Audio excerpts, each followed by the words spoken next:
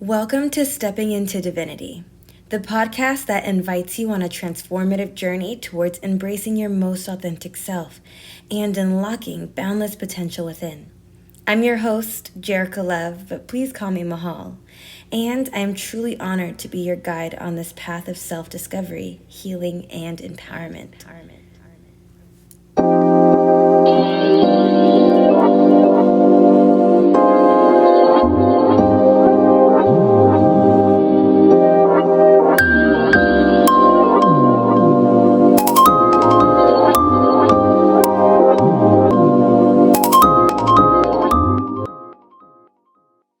This world often pulls us in countless directions. This podcast is a sanctuary, a sacred space where we explore the realms of light work, shadow work, conscious living, and the deep wisdom that lies within all of us.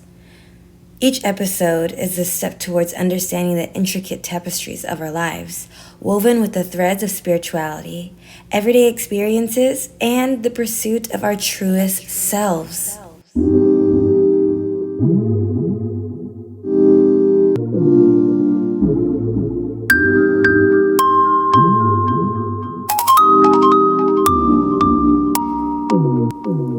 So, whether you're an aspiring light worker, a seeker of wisdom, or simply someone curious about the sacred dances between spirituality and everyday life, this podcast is for you. We'll laugh, we'll learn, and we will grow together.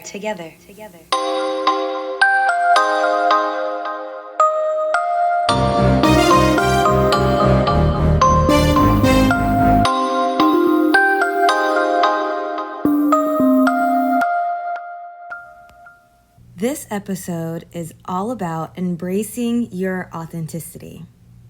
So, in my opinion, to be authentic is to be absolutely shameless in who you are and how you look, what you say, what you do, how you feel, where you go, who you hang with. My most authentic self owns every single aspect of myself. This version of the self looks like being absolutely real, honest, open, decisive, and disciplined. This type of awareness accumulates immense amount of energy and power, all stemming from the self. Now, let's do some long division. What does it look like to be honest?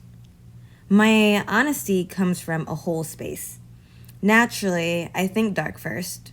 Then my light embraces those thoughts. Then I allow time to determine what I truly feel inside. There are moments that I react too soon, where I am either too pessimistic or too optimistic. So patience, again, becomes a practice that is prioritized. Talking about patience, to be honest, is to be patient with yourself. Allow your body to process how you feel before responding. There's this saying I learned in my master's program. It goes like this: do 100 things 1% better every day, rather than doing one thing 100%. What Professor Tingle, yes, that was his name, probably one of my favorite professors, what he was relaying was the structure to build a legacy. See, the goal isn't to make it to the end of the book. The goal is to enjoy the character development throughout the chapters. Shifting focus to 1% better allowed me to stay motivated to keep pursuing writing a book, growing a business, being a public figure, leading a family, tapping into different dimensions, healing with my born family, writing music, being a dancer. Focusing on 1% a day has allowed me to create more joy, time, peace, and harmony throughout my day. If I give at least 1% to all aspects of my being, I grow from a whole space. This 1% a day puts me in a position to be honest with myself. Moving on to being open. Being open is not for the weak-hearted, let me tell you that much. When you are open, you allow anyone and everyone to have something to say about you and what you have going on. Though this is true, being open has allowed me to access and maintain 200 hertz frequency. All that means is I've been able to be courageous in life. I've been able to take risks, fail, and succeed in my life. Courage is where you resonate with transformational flow state. For my sound frequency fanatics, we are resting at alpha 7.5 to 12 hertz. This is important to know because the goal is to be yourself. Hello? You are pure light. You radiate love. Love has a frequency of 500. This is your pure Tao. Tao meaning a way to travel, to engage. I like to think of it as an abyss, kind of like white space in a training program in the Matrix. Bunny holing out of Tao, our pure Tao is service.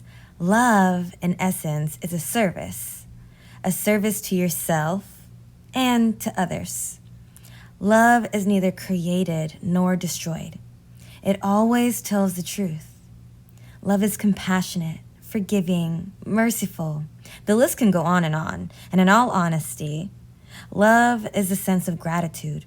Again, for my frequency fanatics, we are resting at theta 4 to 7.5 hertz.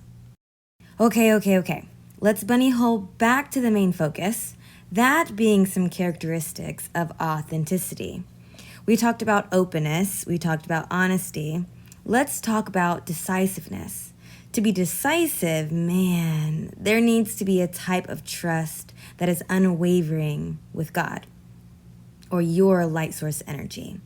And when you learn how to listen to the guidance of God's source power, you are aligned with what you need to do versus what you don't need to do.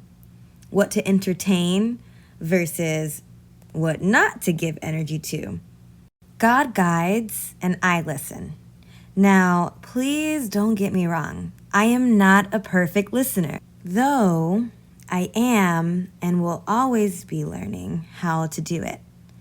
When you start your spiritual journey and begin getting in contact with your ancestors, here is the key. Learn what you are intended to learn, heal what they couldn't within yourself, then release your attachments with them. I've observed that basing a decision off of what my ancestors had to say without digging deeper myself, i.e. mindlessly listening and acting upon their guidance, found myself repeating their same mistakes. It wasn't until after I released my attachments with them was I truly able to receive the true message that was to be relayed. It's a lot like putting a puzzle together, and when we slow down just enough, we're able to hear every aspect of ourself is thinking and feeling.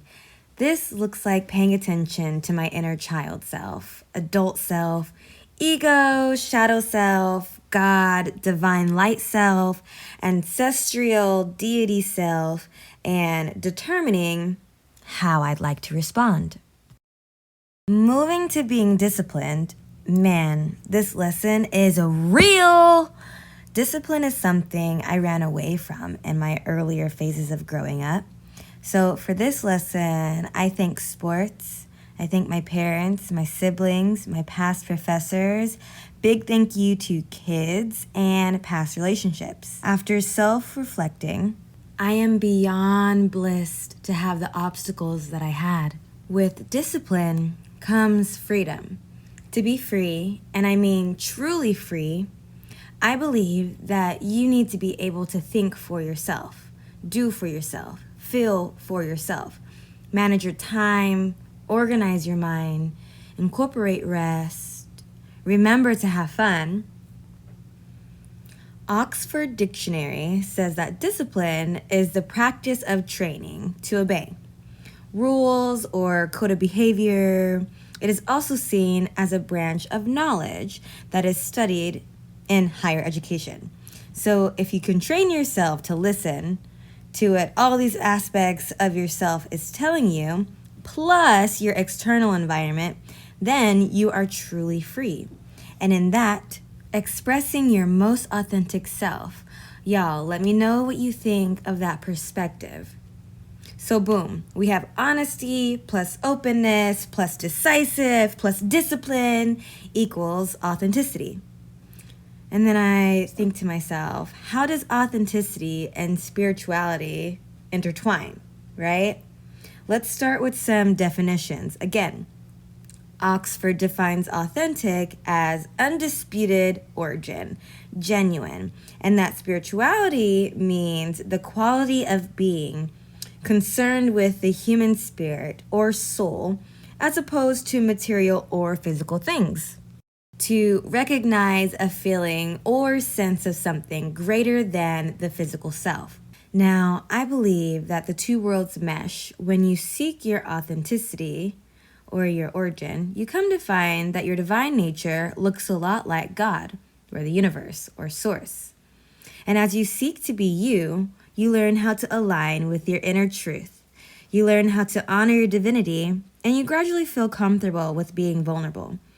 This idea intrigues me the most. As I continue to step into my divinity, I observe that I've been guided beyond the limits of my ego and social conditioning. I've stopped searching for approval and external validation. I've noticed the more comfortable I become with myself, the more people drop out of my life. Like flies, baby! Like, yes, Lord, align me with the people and world I'm meant to be with. Let me be a lighthouse that calls for the people and energy that I'm meant to reach. Anyways, as you live authentically, you live in alignment with the spiritual perspective of being present. The past is a figment, as is the future. The only thing that you can actually impact or have a sense of control is your present moment. Basically, authenticity is the bridge that connects you to your spiritual. My next question on my journey was, how do I shed the layers of social conditioning? First, I need to know my why. Easy. I want to tap into my divine nature. Then I have to become aware of the conditioning. This comes from family, culture, education, social media. So, for example, one of the things that I broke free from is what it looks like to be feminine. Makeup, nails, showing skin, specific type of hairstyle. Let me disclaim that there is absolutely nothing wrong with any of those things. I just found out that getting my nails done every 2 weeks isn't for me. Putting makeup on my face for 300 plus likes isn't for me. Or because my parents want me to look like a girly girl ain't for me. Then I had to challenge that belief. This doesn't mean be a type of resistance that isn't open to communication. To me, this means ask questions. Does this belief align with what I value? Allow yourself to become aware. Definitely get curious. The next step is to own your self-awareness. Self-awareness is your power.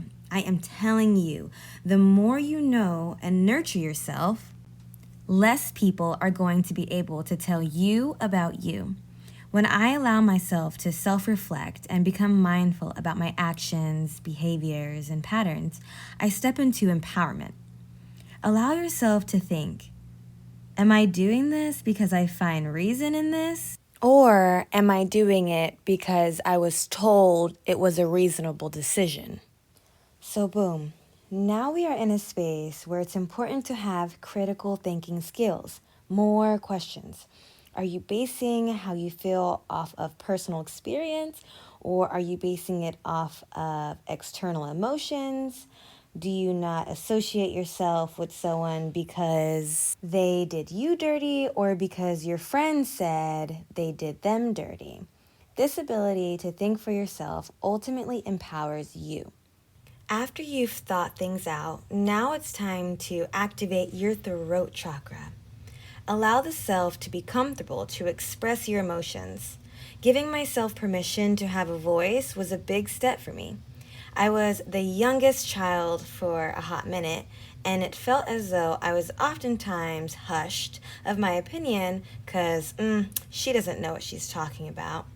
Then, oftentimes, being the youngest in my work environment, it pushed me to be in a position to listen more. Allowing yourself to be heard requires willingness and courage. The people that are used to you being quiet will feel the shift. So, effective, patient, thought out communication is key here. It may be time consuming to process everything, and it is.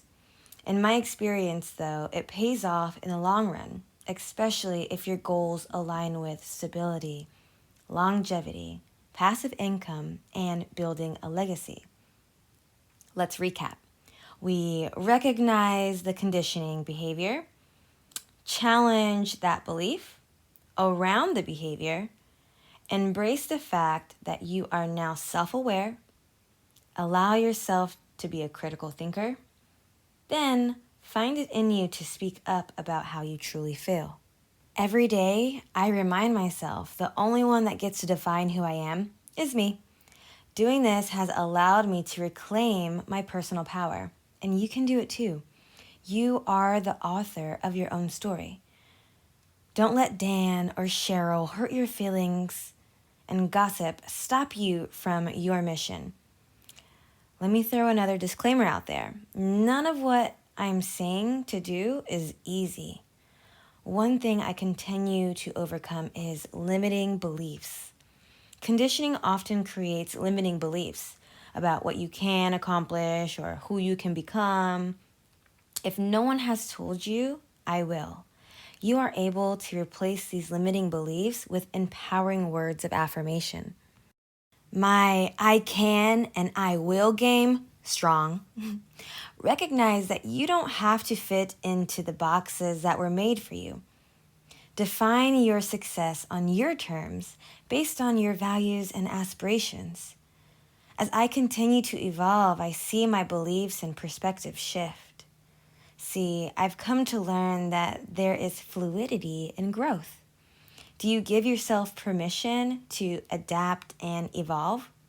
Let me know how you feel in the comments. And if you do see yourself doing this, please find grace with yourself. Be patient. When it comes to this type of growth, allow yourself to fail, to fall, and allow yourself to be picked back up and succeed. To nurture your being. This energy you're accumulating within not only transforms your life, but it also has a positive impact on the people around you. So if you have any questions on embracing your authenticity, please feel free to reach out, and I would love to hold a conversation with you. Thank you for joining us on this illuminating voyage through stepping into divinity.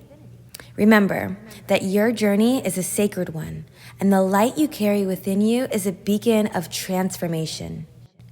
As we conclude this episode, I encourage you to continue to embrace your authenticity, exploring the depths of your being, and stepping boldly into your own divinity. If you found value in today's episode, please consider subscribing, rating, and leaving a comment. Your feedback fuels my mission to spread light and wisdom to seekers worldwide. Stay connected with us on social media for updates, behind-the-scene insight, and a vibrant community of fellow travelers on this path. And as you go about your day, remember, you are a divine spark, and your presence makes a difference. Keep shining brightly, and until next time, keep stepping into divinity.